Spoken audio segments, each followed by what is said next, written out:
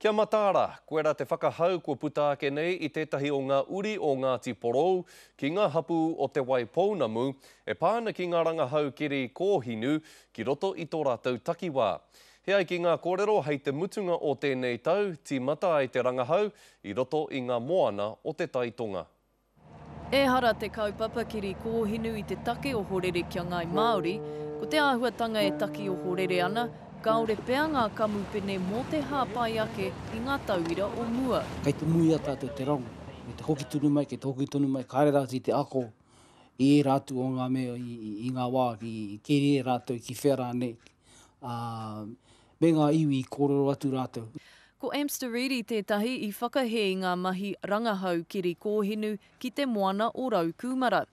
Ko tana whakatūpato ki ngā iwi o te Waipounamu, kia mataara kei mahue rātou ki tahaki. Absolutely, that's probably one of the principal concerns, and of course we have members who are quite concerned and probably would align with that sort of view.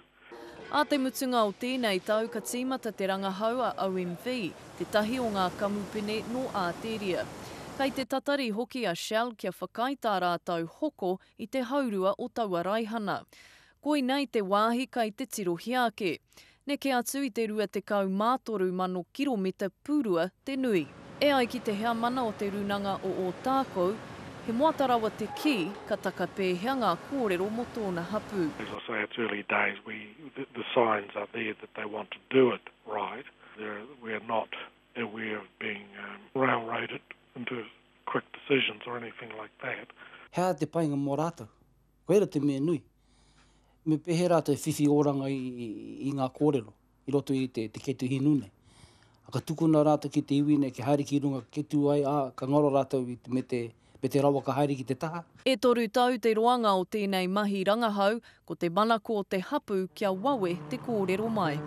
Jasmine Pearson, Te Karere.